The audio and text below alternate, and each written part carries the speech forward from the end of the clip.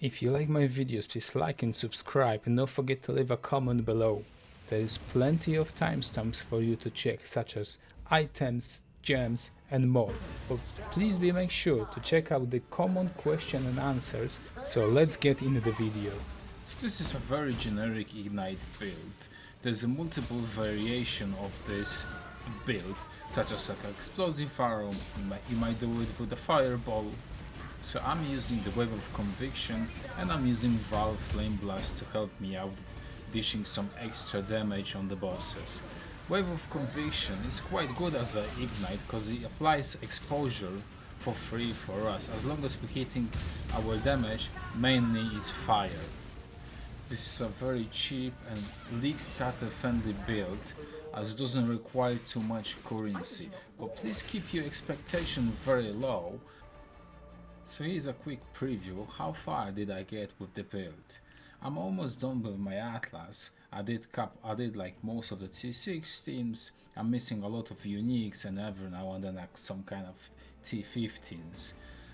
Currently that's how my Atlas passive looks like. I'm running most of expeditions with the new nodes because I'm just hoping for the 2-gen to get me some currency. And overall, I don't have too many problems while doing the maps.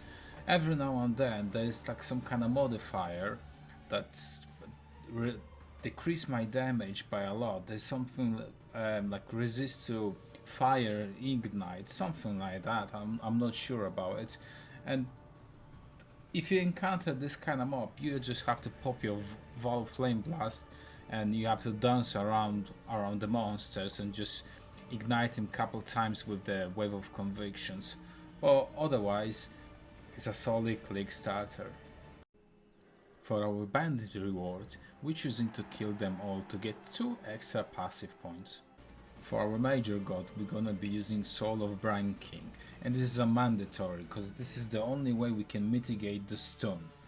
And as a minor god, we can use pick and choose whatever you need, whatever you're missing. I would just go with Soul of Shakari just for the reduced chaos damage over time, unless maybe you're gonna be needing the Unaffected by the Burning Ground. That's a great choice as well, but otherwise the minor god is like up to your choice. For our points, we wanna go normal. This is a mandatory first 2-pointer. Shaper of the Flames is just gonna make our Wave of Conviction always apply ignite. And after you take those 2 points, the build just gonna start faring great. The rest of the point we go Cruel.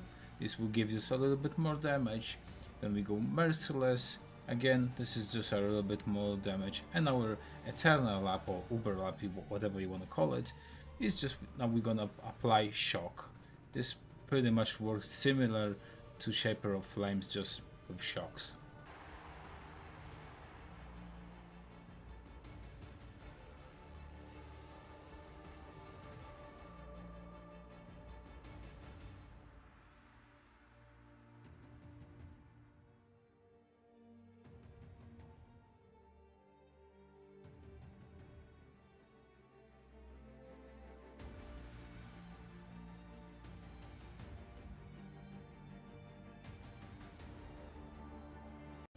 For our Flask choice, I would just simply go with the Blood of Karui. This just will help you out sustain yourself in the mapping, and using 2 quick silver flasks just for the movement speed. And the rest of the flask is pretty much up to you. You can use whatever you like. So gearing this character is very easy. The only mandatory item I would highly recommend is buying yourself a Searing Touch, as this staff provided with so much damage that it simply will carry us to T16 maps just using this stuff and getting the passive tree alright. And the rest of the items are pretty much life resistance, and maybe on the rings you wanna do like some stats life resistance, but otherwise that's what you're gonna be looking. Life resistance just to get us going to our maps. One of your rings would be nice if you could buy yourself a pyre. This will increase our burning damage. This is not an expensive ring. Depending on the increased burning damage, it might cost you between 1 to about 20 C, so it's not that expensive. For your amulet, if you want to have a free flammability, you can use in presence, but while you're gonna be leveling, there's a unique called mark of submission that applies a curse on hit for us. So you would socket, where's my curse for a second? Yeah, you would apply our flammability to this ring from level 24, and that would provide it with a little bit extra damage while doing the campaign. So for our gem setup, we're gonna be using Purity of Elements, Herald of Ash, Determination, and Defiance Banner. You can squeeze all of those 4 auras as soon as you took all of those 3 nodes for the reservation, and all of the over here need the Templar. If you only took the Templar, you would be able to do Purity of Elements, Herald of Ash, and Determination. Those 3 extra nodes will allow you to squeeze Defiance Banner. Right. So for our stuff, we're just gonna be using Flame Blast, Unbound Elements, Burning Damage, and Combustion. In my gloves, I'm using Flammability, Blasphemy, Increase Area Effect, since my Flammability is for free. As I'm using in presence, this gives me a 100% free reservation. For my boots, I'm using Steel Skin and I'm using Frostblink, but the Frostblink can be swapped with the Flame Dash and Faster Casting if you like, or you could use Dash and Second Wind.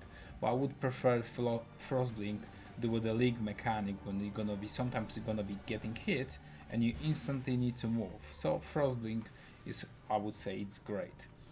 And for our main setup, we're gonna be using Wave of Conviction, Swift Affliction, Ignite Proliferation, added fire damage, deadly elements. This is very important and is a mandatory gem for us.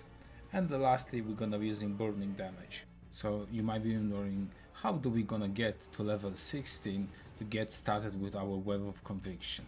And I made like a quick short, like a free link way to help you out. We're gonna be using Spark, Pierce, and other lightning damage. And this setup, a free link setup, will get you to level 16 to get started with the Wave of Conviction. And on top of that, we're gonna be using Clarity, Herald of Ash, and Purity of Elements as soon as you're gonna get your Wave of Conviction.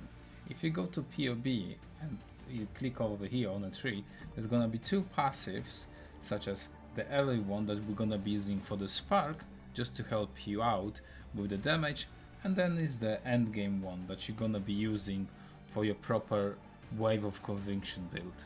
At some point you're gonna run into the mana issue, so what you wanna do is run to the Eldritch Battery Keystone and grab this node.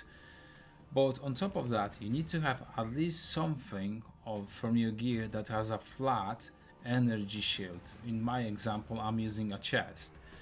And what's gonna happen that you can reserve all of your mana and you're gonna be using your ES as a mana pool. And while mapping, you can spam your Wave of Conviction quite easy, because whenever you hit something, you're just gonna leech back the energy shield because of that one pointer, and you won't have 0 mana issues. You might be wondering why I'm using Pyre if the last line says ignited enemy killed by you with hits are destroyed, and obviously our Wave of Conviction gets a hit.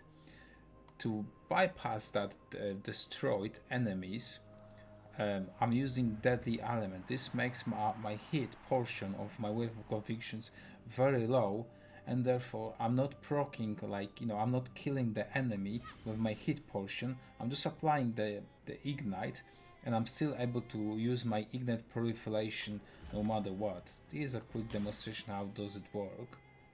Let me just find some enemy, and as you can see, there's still some proliferation happening. Thank you for watching the video, and I will see you next time.